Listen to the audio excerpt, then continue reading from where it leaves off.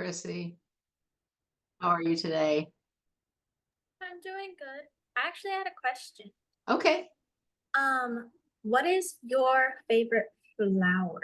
Because I was asking my parents about that and they had really good answers. Oh, my favorite flower would probably be a chrysanthemum. And my reason for that is, first of all, in a flower arrangement, they last a really long time. Mums tend to last. Carnations do too, but mums tend to last a long time. I also love the autumn. I love autumn colors, all the oranges and yellows, and that all makes me really happy. So looking at a field full of mums, my balcony is covered with mums. I've got a whole bunch of them out there. So that would be why. What's yours, Chrissy? Probably like wisteria or roses, Oh, specifically like black or like bloody looking ones, like white with red dots. They're yeah. so beautiful. Yeah, that is. So I live not far from a beautiful botanical garden. It's called Longwood Gardens. It's known around the world. And they have in the spring, their wisteria is to die for. It is they have it all covering all these trellises and the beautiful flowers. Oh, yeah, it's one of my favorite times of the year to go there. It's really beautiful. Yeah, what were your parents? My mom said the same, bloody roses. And my dad, he didn't really know. So he said anything that doesn't harm the world or humans. So Hmm. So what kind of flowers would do harm? I mean, there are some flowers that are not very pretty, really. And there are some that smell really bad. There's one called the corpse flower that has a terrible rotting meat kind of a smell. But that's interesting. And of course, there are some toxic plants that have flowers. So that's a good answer. All right. It's great to see everybody. Another question, Chrissy? Go ahead. not a question, but a statement. I actually have fake wisteria in my room. I just wanted to point that out. You can't see Ah, it here because it's over there, but right. I might end up like putting more around my room, so you might see. Oh yeah, that would be cool. That would be cool. So just like silk plants? Kinda, it's fake plants, obviously. Yeah. It's like plastic, I think, Yeah. and some fabric, maybe. I think that's what Gotcha. it is. It's really amazing what they can do with flowers, with artificial flowers. They look so real. It is really beautiful. All right. Anybody have any questions? Remember, I need you to have your cameras on. If you can leave your cameras on, it's so much better for class. But you at least have to start with your cameras on. All right, terrific. It is great to see you all today. Thank you very much. All right, if nobody has any questions, we will go ahead and get started with our class for today. All right, you can see that where it says biology, I hope. All right, just a heads up for you guys, I will remind you again next week, but 2 weeks from today, so on October 21st, we will not have class on Monday. I try not to cancel classes, but I will be out of town that day, so it's unavoidable. You can come to the 4 o'clock on Tuesday class, 4 o'clock Eastern time, Tuesday class, if that works for you. If not, I will be recording that class and I will post it. So you'll be able to see it by the end of the day on Tuesday. You'll be able to watch that. All right, so we'll be here next week. Next week is when we're doing the lab. So make sure that you get your materials to do that lab together, that bromothymol blue lab. Talked about that last week, and you can also see the materials list at the beginning of chapter 8. Now, I did change the list. I added a couple things to it. So there are things that you would have like wet paper towels for cleanup. I didn't have on the list, and aluminum foil you'll need for that lab. So those are things you probably already have at home anyway. You don't have to order those. So yeah, just make sure that you have all those for next week. And then the week after that, we won't have class. Like I said, I'll remind you next week. I'll also send you a reminder in Canvas inbox. And then I'll post an announcement on that day saying that we don't have class. So you'll have a few reminders, but just wanted to give you a heads up.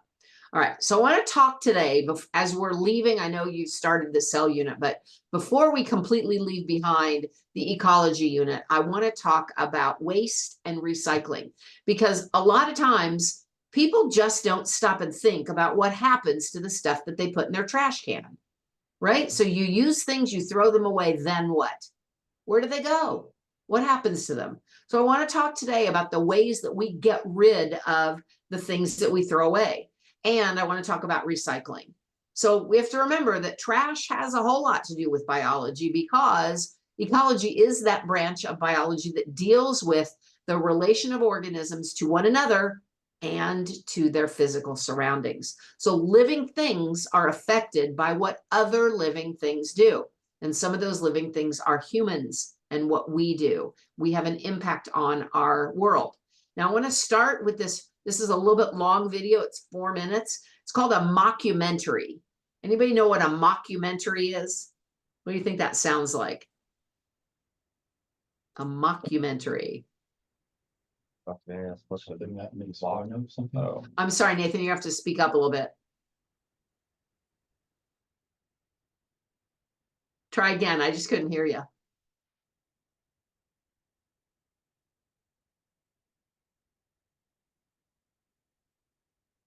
Oh, okay. No problem. I thought you were answering. Okay, so a mockumentary is like something that makes fun of a documentary, or something that is silly in a documentary style. So that's kind of what this is. It's silly, but it's a documentary and it has an important message. So this is a mockumentary about the life of a plastic bag. The open plains of the asphalt jungle, home to many creatures great and small, and the popping ground for one of the most clever and illustrious creatures, the plastic bag. Today we explore the cycle of life for this curious creature, the plastic bag, on its migration to its home, the Pacific Ocean. Once released into the wild, the plastic bag is unsure of itself. It falters at first, but soon, with some help from the wind, the bag will be airborne. This flight will be the first in its long journey towards its final destination, the garbage patch in the heart of the Pacific Ocean. Using the wind to guide it, the plastic bag moves across the city through the air. A city park.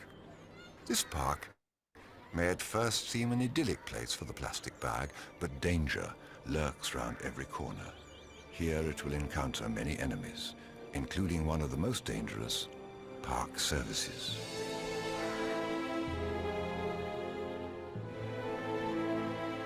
Poor little fellow. Looks like his journey ends here. Meanwhile, our little bag has encountered one of nature's most deadly killers, the teacup Yorkie. Once the Yorkie has locked onto its victim, there's very little hope of survival. But using its superior size and deft maneuvering, our bag manages to escape the Yorkie's talons and flee for its life.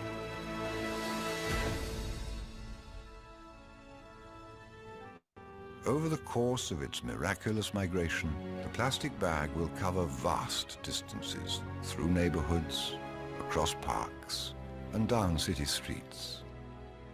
It is now nightfall, and our highly advanced night vision cameras have managed to capture for the first time in history a plastic bag in pitch black. Phenomenal. The vast cement rivers of California, home to literally dozens of animals.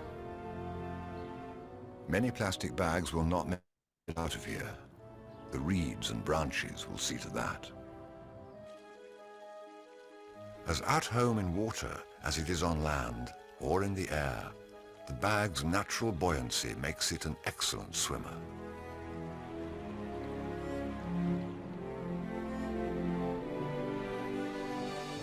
It's close now, and it can feel it.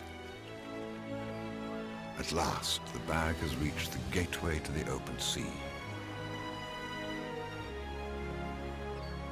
Careful to avoid the mouths of hungry sea life that feed on the helpless plastic, the bag will travel hundreds of miles to join the thriving community of plastic known as the Great Pacific Garbage Patch. The Garbage Patch is a veritable plastic oasis where millions of tons of plastic garbage remain trapped by the currents. It is said to be twice the size of Texas. Never actually biodegrading, here the plastic bag can live indefinitely, peacefully coexisting with billions of other petroleum species before breaking into ever tinier plastic pieces, thus completing the plastic cycle of life. Okay, so silly little cartoon, but there's a message for us there, isn't there? Yeah, those bags don't they don't just disintegrate. They stay. All right. Getting rid of waste. So think about you all by yourself. Think of all the things that you throw away in the course of one day. If you drink bottled water or soda or juice, that bottle goes into a landfill. If you buy a candy bar, that wrapper goes into the trash. If you go to McDonald's, everything there's wrapped up and then placed into a bag, and all of that plastic and paper are going to go into the trash. Let's say you go into a convenience store. Everything that you buy there is wrapped in plastic or paper or metal, and you use another plastic bag to carry it to your car. Everything is just thrown away after one use. So that plastic bag that you use to carry things from the store to your car might only be used for about 20 feet, and then it's thrown into the garbage, right? So the things that we throw away are all different from one another. We throw away paper. We throw away plastic and glass. We throw away food. We throw away toys and clothes and furniture and appliances and technology. Everything that we throw away is made of different materials. So when the trash truck comes, it's carrying away from your home a mixture of all those different materials. So let's see if you guys can guess these. What do you think we throw away the most? What do you think 29.4% of what we throw away is? Chrissy? Plastic? Excellent guess. One would think so, but no.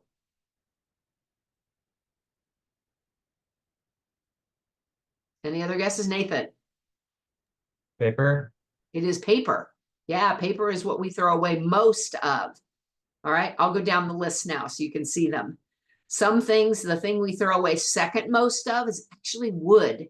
So that one I think is surprising. But a lot of the things that we use are made of wood and we throw them away. Now, wood is going to break down.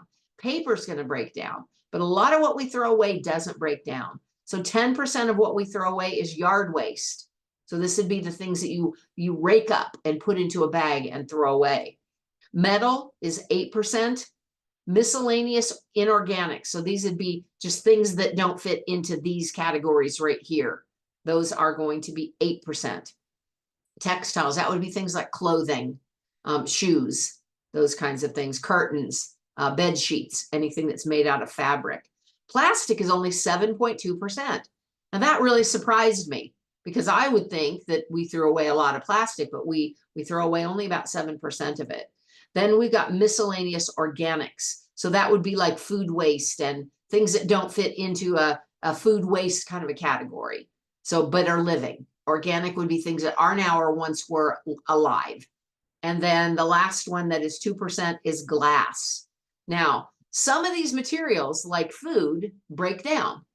Other things don't break down. The things that don't break down take up a lot of space. So think about furniture or old cars.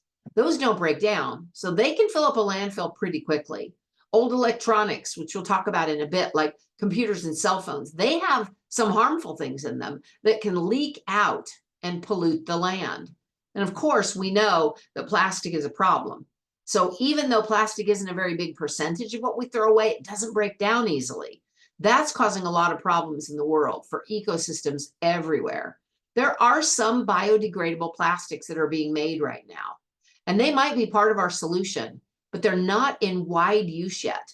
One thing that's interesting about plastics break down into these tiny little pieces called microplastic. So when we say they don't break down, it means they don't go away, but they do get smaller and smaller and smaller until they're tiny, tiny little particles that are microplastics. Well, you know what they've just recently, within the last week, I read this, what they've discovered is that coral reefs are acting as what's called a sink for these microplastics. So a sink is something that takes something up, that absorbs something.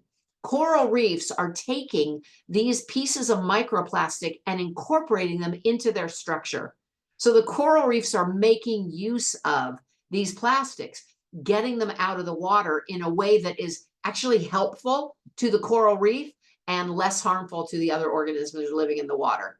That doesn't mean plastic is good, all right? It's not like, oh, I can throw this in the water because the coral reef will use it. No, the moral to that is that we live in a very adaptable world, and our world is always finding ways to undo damage and to make use of things. So, just consider that.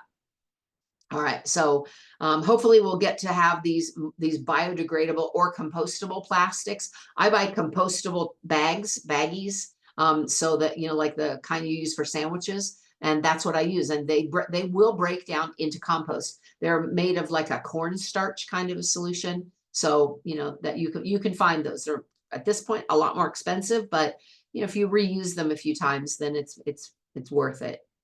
All right. So getting rid of waste. After you throw something into the garbage, it has to go somewhere. Those trash trucks come along and they pick up your trash, and probably you don't think about it after that. You don't stop to wonder, what now? Where does this stuff go? Well, it's going to go one of 4 places. It's either going to be dumped into the ocean, it's going to be put into a garbage dump, it's going to be put into a landfill, or it's going to be burned. So I want to talk about all of those. Ocean dumping.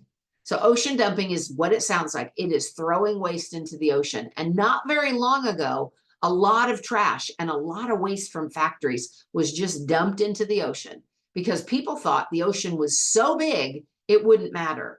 But of course, we know now that it does matter. It affects a lot of life forms that live in the ocean. And we know that ocean dumping is very harmful. Now, in the United States, most ocean dumping has stopped. In other countries, they're still doing some ocean dumping. So let's look at some of the pros. What are some of the benefits of putting something into the ocean? The only real pro is that we really don't do it much anymore. That's the only good thing you can say about ocean dumping, is we aren't doing as much as we used to. So the cons, of course, are it pollutes the water and it's harmful to the animals and plants that live in the ocean water. All right, the second way then is a garbage dump. So garbage dumps are just what they sound like. They're large places where people just dump in garbage. Would any of you want to live right next door to a garbage dump? Nobody does. Think about the smell as food rots. Think of the water that rains down on that garbage dump and then carries that polluted water down your street, through your yard, and into the river near your home. So using garbage dumps really just causes more pollution of air and water. What are some of the benefits of a garbage dump? I don't know. I can't think of any. I certainly wouldn't want one near me. The cons of garbage dumps are that they smell bad. They can attract pests like, rats and other animals that may carry diseases. The water can run off and pollute the land and the water in rivers and lakes, and ultimately the ocean. All right, so that's number 2. The third are landfills. Now, a lot of cities are starting to use landfills now instead of garbage dumps. Basically, what a landfill is, it's a big hole that's lined with sand and very, very thick plastic that will keep the groundwater from carrying that pollution to other areas. So think of it like as a big pool, a big, like a fish pond or something, only huge. So that lining collects the rainwater. And then that rainwater is collected from the bottom of the landfill, and it's carried out where it's cleaned, and then it is returned to local bodies of water as clean water instead of polluted water. Now, landfill gas, the gas that's created when this food and other things begin to rot and break down, it produces gases. They could catch that gas and convert it into energy. So they can collect those gases and use them as fuel. That's a good thing. They can create energy for electricity, alternate fuel, and then, the electricity that's used in your homes. Now, they have to treat that waste pretty carefully. They crush the actual waste itself. They capture the water and they capture the gases, and they crush it so that it doesn't take up as much space. Then when the landfill is full, when they just can't put any more into it, they cover it up with dirt. So that dirt is going to keep it from smelling bad. It's going to keep pests like rats and seagulls away. And sometimes they, they'll build something on top of it, like they'll build parks on top of landfills. Now, sometimes the landfill isn't down below the surface. Sometimes it's on top of the ground. And then they'll turn that into a hill and they'll cover it up with soil again, so that, it becomes just like a nice hill that you can run up and down. All right, so the pros of landfills. They do reduce pollution on the land and the water. We can catch the gases and use them as fuel. We can catch and clean the water that pools in them, and they don't tend to smell as bad. It reduces the smells. The cons are they are expensive to build and they have to be maintained. There has to be someone whose job it is to capture the gas, to capture the water. So it costs a lot of money. So it makes your trash money, what they charge your home to take away the trash, it makes that go up. Now, the fourth way is burning. Some places just burn fuel to get rid of it. But think about that. Burning is going to give off these harmful fumes. So it can be kind of dangerous. And burning requires special furnaces to make sure that it burns properly. But even those special furnaces can increase pollution, and they cost a lot of money to build. So the waste has to be shredded up so that it burns well. And that takes energy to do. So the waste does reduce the volume. It does. What's left is mostly ash. So it takes a lot less space. Then they take that ash and they take it to a landfill, but it's in smaller amounts than the original trash was. Now, sometimes the energy from burning the trash can be used to produce electricity. So they'll capture that and they'll use that energy. So the pros would be that it reduces the volume a lot, and the burning can be used to produce electricity. The cons are creates that air pollution, and it requires energy to shred that waste, expensive equipment, and then shredding has to be done so that it burns well. And that's it. Right now, those are the 4 ways that we get rid of the things that are carried away from our homes. Not always the greatest of options that we have. I think of the 4, the landfill areas are growing. They're the most, probably the least harmful of all the ways that we can get rid of trash. But like I said, they cost money to build and then to maintain. So what can be done? One of the things in the lesson where I said, what are you doing? What things are you doing to try to help the environment? A lot of you guys mentioned that you're just trying to use less stuff and you're trying to recycle things. So we've got these 3 things that we can do. We can reduce, reuse, and recycle. You probably heard those terms a lot. So I think that the reduce part is probably the most important. If we stop seeing things as easy to throw away and replace, then we'll go a long way toward cutting down what we actually buy that end up making its way into the landfill and into the dump. Before you buy something at the store, ask yourself, how long until this is in a landfill? Is this something that I really need? That's reducing, buying less. If you're going somewhere and you have an option of buying in bulk or something wrapped in a package, buy in bulk, because now you're keeping that packaging from going into a landfill or worse. All right, so that's reduce. Reuse, of course, is using things over and over and over. And often it's not just reusing them yourself. It might be giving them to somebody else.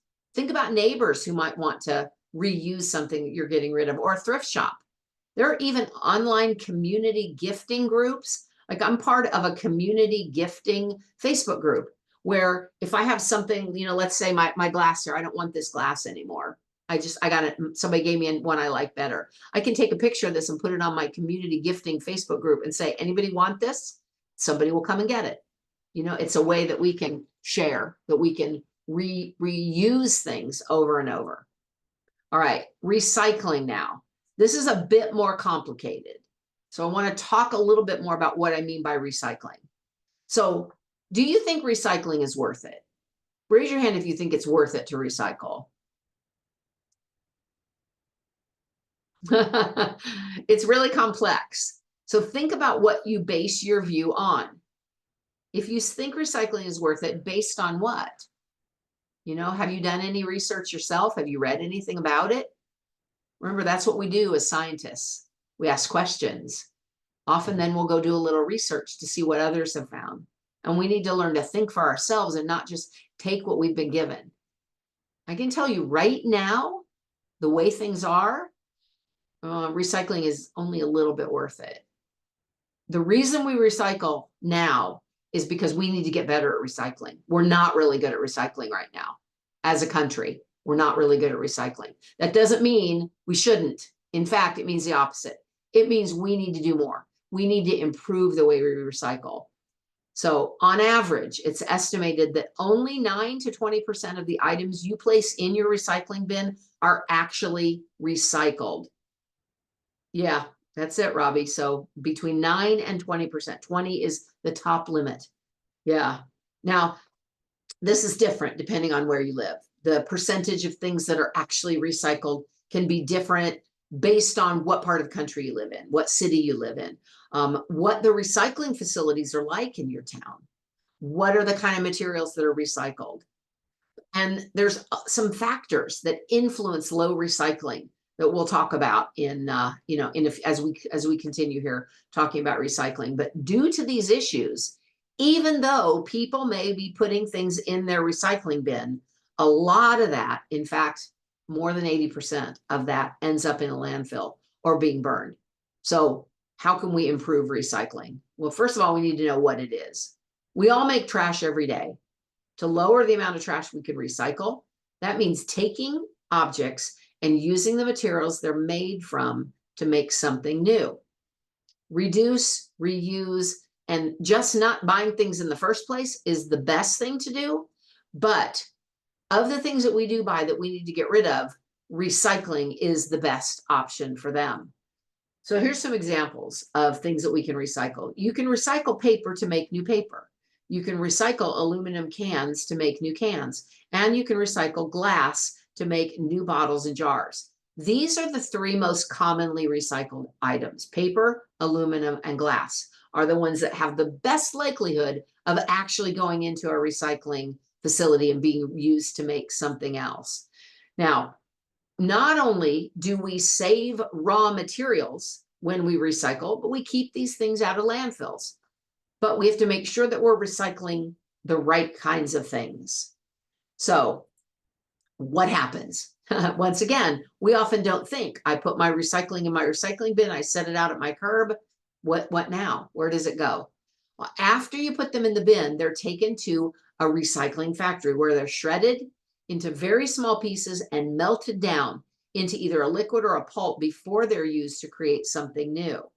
So let's watch this recycling center video. What actually happens to the stuff you put in the recycling bin? I've always been curious, so I decided to collect the recycling from our office and bring it to a recycling plant to find out. Follow me, we're going to find out the life of our recyclables as they go to a recycling plant.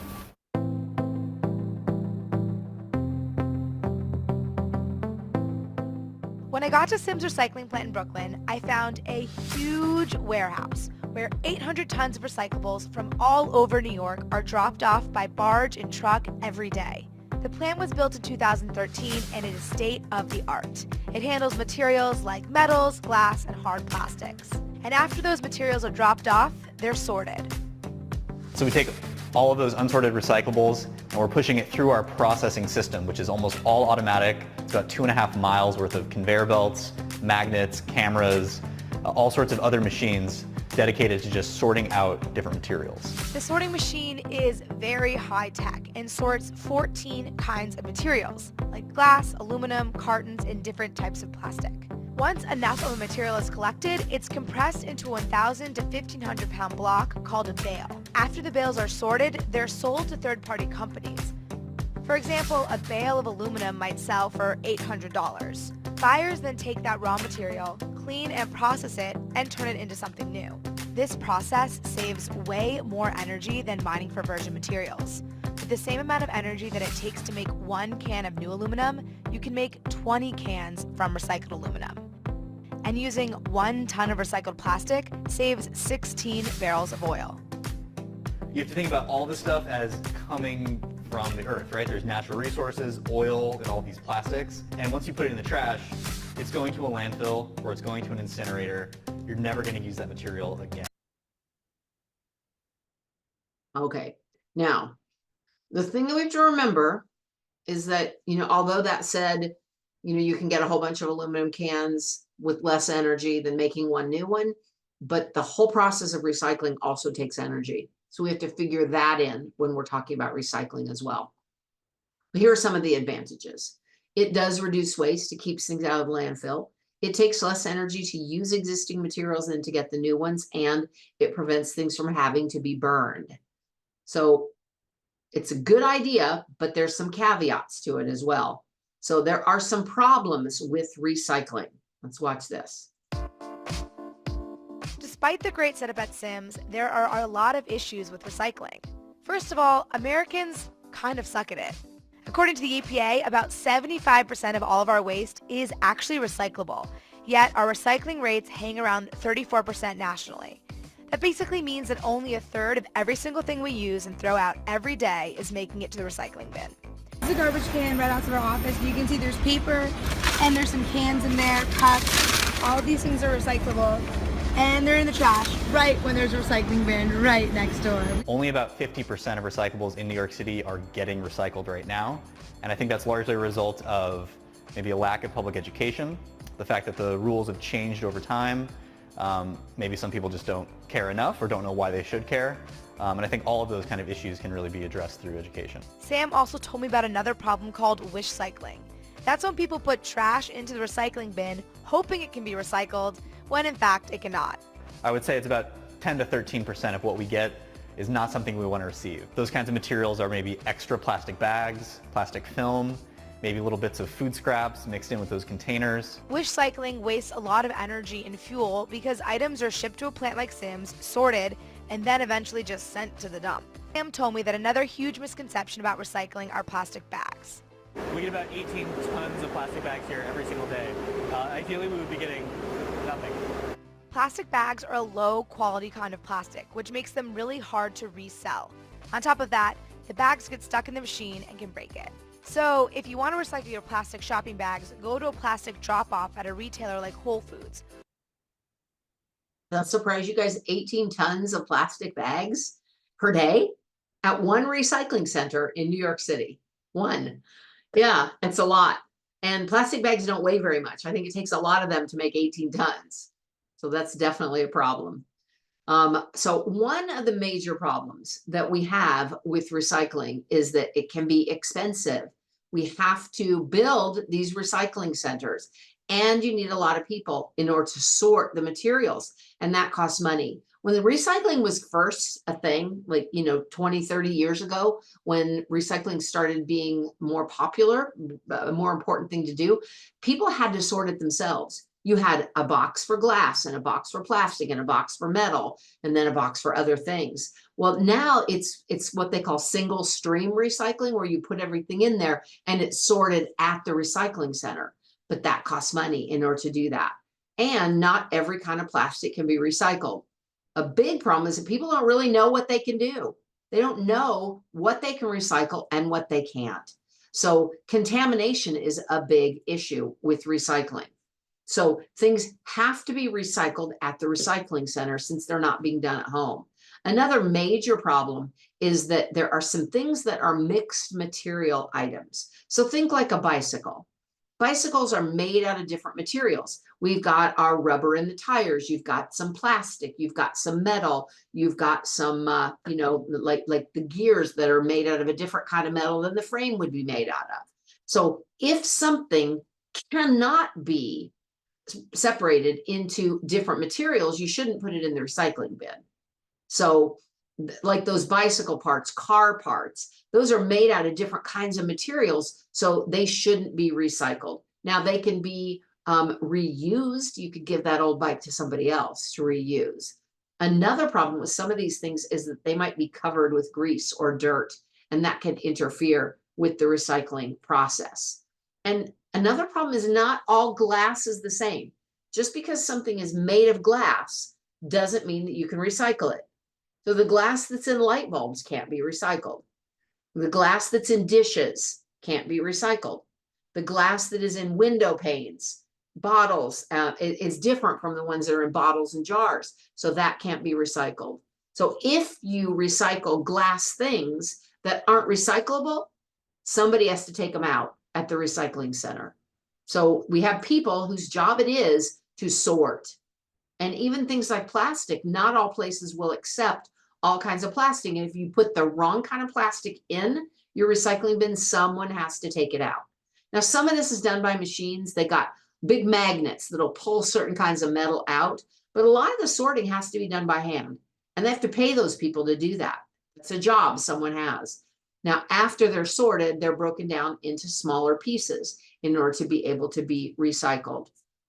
And most of you guys have one of these. Most of you have a recycling bin that you set out on the curb on certain days of the week. And the city then sends this truck to pick things up and take them to the recycling center. At that recycling center, they sort them. And they have to sort them into different kinds of ways, but you can do a lot at home to make sure that it's easier to sort them in the recycling center. So what do we need to do? What's the right way to recycle? First of all, it's not just as simple as throwing them in the recycling bin. Things have to be clean in order to be recycled. They shouldn't have food on them. They shouldn't have grease on them. They shouldn't have other stains on them. So, you want to make sure that you wash things. Things that are dirty have to be cleaned before they can be put into a recycling container. Even a water bottle should be emptied and be dried before it goes off to the recycling center.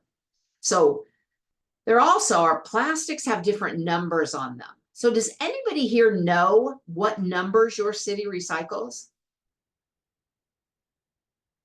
Most people don't have a clue. Most people don't know. So if you want to know, do you know how to find out? If I gave you the assignment, find out what numbers your city recycles or your township or whatever you have where you live. How would you find that out?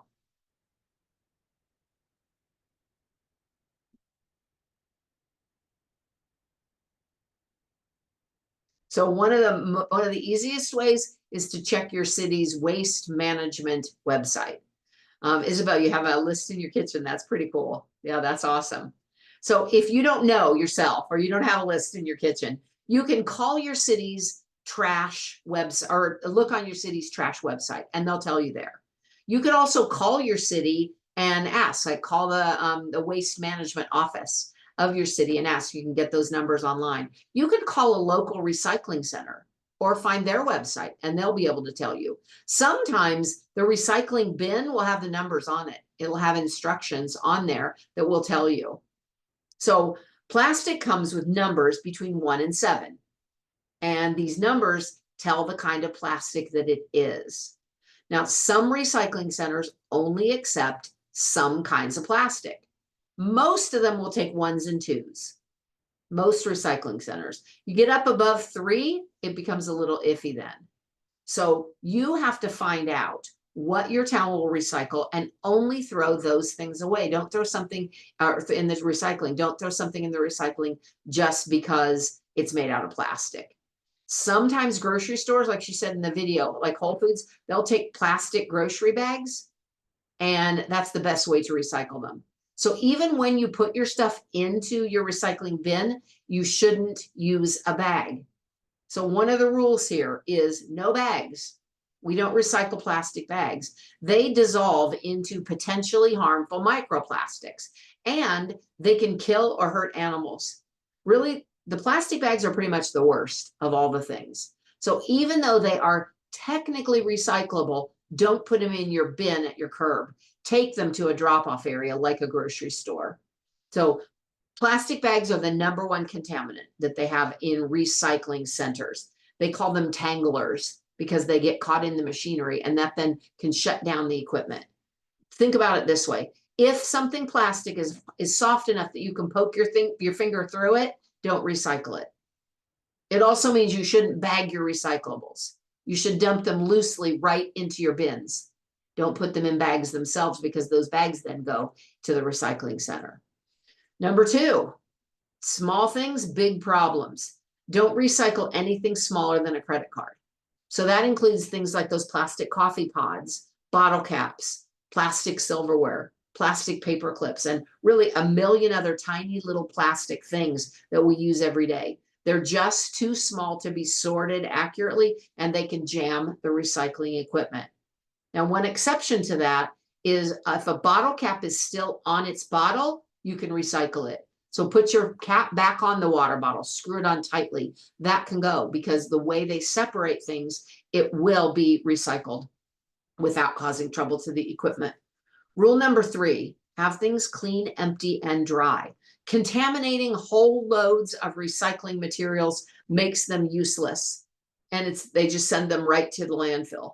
So in the United States, food waste, particles left in our recyclables, contaminates about 25% of our recycling center loads. So about 1/4 of everything they get is dirty. And if it's something that you cannot get clean, like a takeout container or a pizza box, don't recycle them. If you can't make it clean, don't put it in the recycling. Simple as that. Rule number 4, recycling only works when materials are together.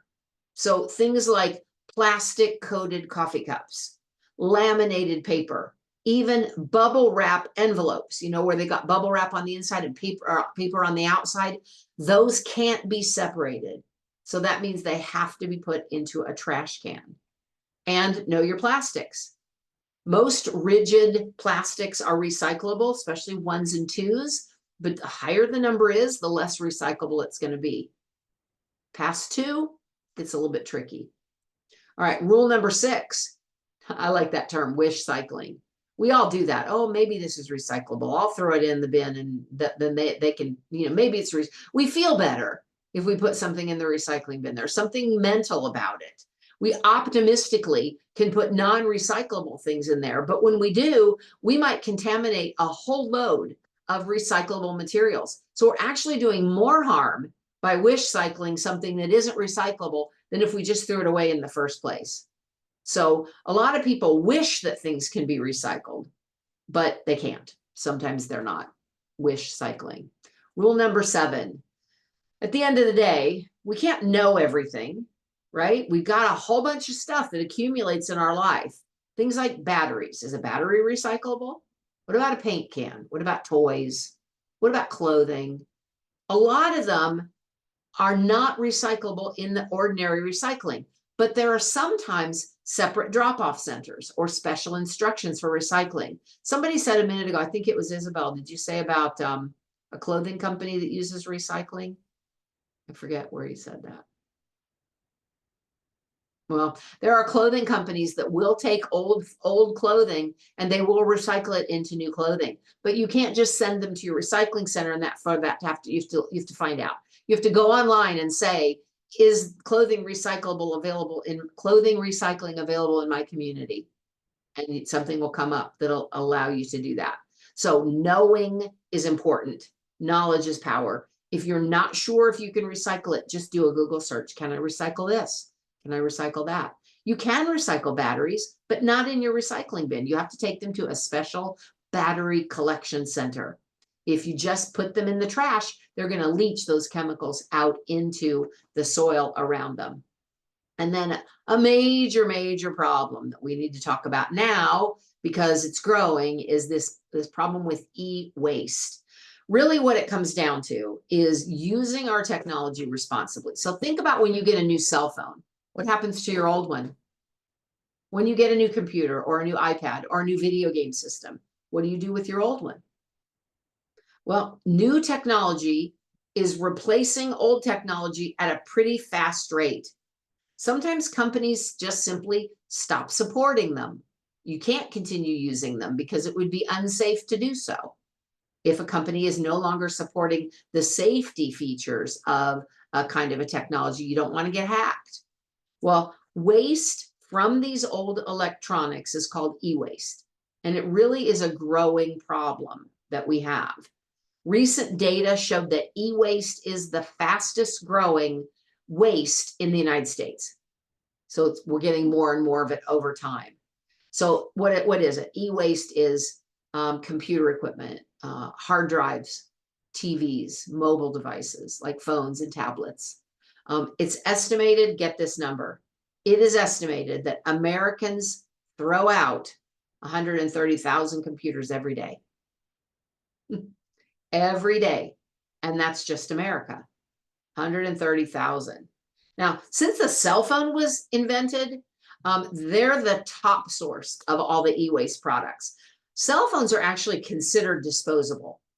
They're not made to last. They're made to last about 2 years. And cell phone companies make cell phones that way because they want you to buy new ones, right? They want their money. It's all money. Yep. So they want you to purchase a new phone. And they give these products such a short life because they know that you're going to want a new one and that you will buy a new one if they make it, especially if they make it with new fun, features that it has. They call this planned obsolescence. Isn't that a term? They're planning for your phone to be obsolete in 2 years and you're going to need a new one because really many people want the newest phone. Ooh, there's a new iPhone out. I need to get that. New Android. I need to get that. Here's another number that I find shocking. More than 4.14 million phones are sold every day in the world. That is 1.5 billion cell phones are sold every year. And the ones that they're replacing are often just thrown in the trash. Now, think about the plastic and the styrofoam and the paper that comes with a new phone. You get a new phone, it comes in a box. Inside that box is styrofoam wrapped in plastic. All of that goes into the landfill too. So we've already talked about those. I just want to stick with the e-waste right now. So there's more than just filling up a landfill.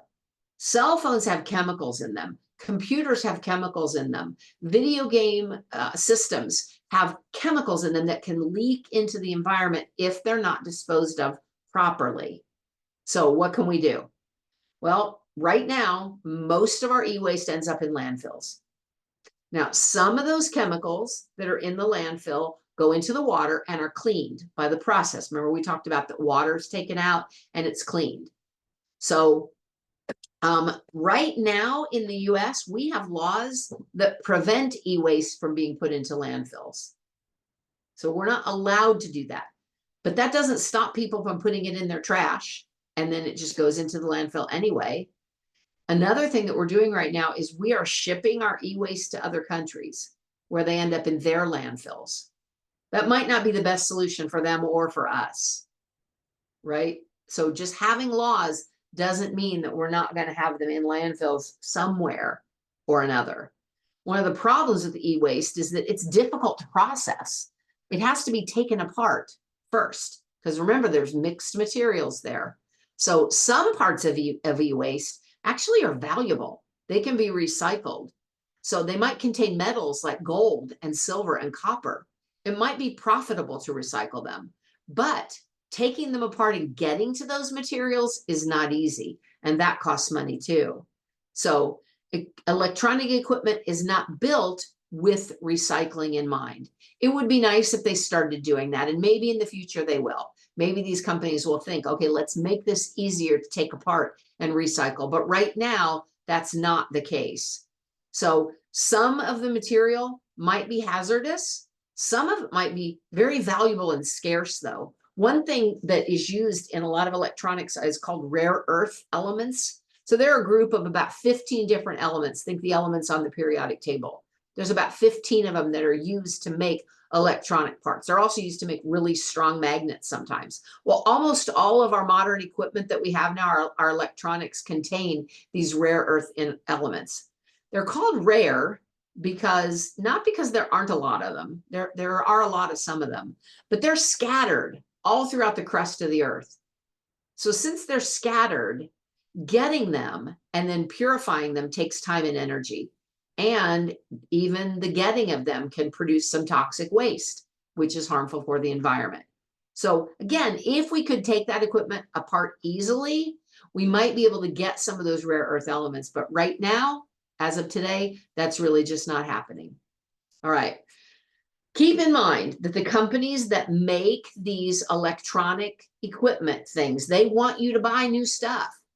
They encourage you to get a new phone, even though your old phone is still working. They encourage you to get a new computer, even though your old computer is just fine. The more we buy, the more money they make, but also the more we throw away. You've earned this. Buy this. The creative life redefined. Choose your escape route. These are all things that they're doing to get at your mind, to make you want something that you never would have wanted if you didn't see that ad. Keep that in mind. So what can we do as an individual? That's always the question, isn't it? What can I do? How can I make a difference? Is my recycling really going to make a difference? On one person level, maybe not. But if we all start doing it and we can spread the word about these things, that's a really important thing to do. So I don't like the doom and gloom approach to environmental science. I think that we as human beings are very resourceful, and I think our world is very adaptable. So one of the things about people is that when we see a problem, we get to work fixing it, and we often come up with really good solutions. What we need to do, though, is we need to make sure that people see the problem. And that's where education comes in. That's one of the things that you can do. You can help people learn. A lot of people just don't know. For them, just giving them a little ecology lesson might be useful. Other people might think, like I said at the beginning, I'm just one person. What difference does it make? If we can get them to see that doing something is better than doing nothing, then that can really be helpful. You can help to educate people to make a difference. A lot of people think it's just too hard. If you set an example and they see your recycling bins with only the things that you can recycle as they walk by your home, that might help them to see that it's not hard to make a good choice and that it can make a big difference. So here's some things that you can do as an individual. First of all, the best thing that you can do is just not to buy too much in the first place, right? Think carefully, reevaluate. Do you really need that new phone? Do you really need a new gadget? Think about having one device that has multiple functions instead of buying 5 different devices. And try to extend the life of the things that you have. You know, keep your phone clean. Avoid overcharging batteries. Buy a case to keep things safe, to keep them protected so they don't wear out quite as quickly. Think carefully about how you're going to dispose of the old ones. You know, you can call somewhere like Best Buy and say, do you recycle old phones? You can call your city's waste management and say, what do you want me to do with my old computer? Rather than just putting stuff in a trash bag and hoping nobody finds out. So when you're finished with an old electronic device, like your cell phone, perfect example. So you can donate it to a big charity. There are a lot of places that will take old working cell phones. You can give it to a company that has an established recycling program. You can give it to a friend or a family member. You can keep it as a backup. You can research a cell phone manufacturer's recycling process. So don't get a new phone or a new computer until it stops working. Or if you get a new phone, keep your old one as a backup. Don't just automatically throw it away. Look for a place to donate things that are still working but are used. And you can donate them to sometimes social programs as well. You know, there might be a homeless center in your area or a you know, other things like that. It's just you having a friend or a neighbor use something is better than having it go into the trash. There are a lot of nonprofit organizations that will help you to recycle your old electronics. This group called Call to Recycle, it offers drop-off locations for rechargeable batteries and cell phones that have rechargeable batteries in them all over the United States. And Best Buy, it's the nation's largest collector of e-waste. They have so far collected about 3 billion pounds of e-waste and appliances. All of their stores in the United States, all the Staples stores in the United States support recycling of electronics. So calling Staples and saying, do you take it? Many townships provide recycling services. And with that, we are finished with ecology and we are ready to start learning about cells. So have fun doing that this week. In one of your lessons, there's a video that I said we would talk about. And we'll do that next week. We'll start next week talking about that video. I want to go through it. I just put the video in there for you to watch, but I want to break it down. But I'll do that. We'll do that next Monday. All right. Anybody have any questions? All right. Go find out what you can recycle. Post it on your wall like Isabel. All right. Have a great week, everybody. Bye.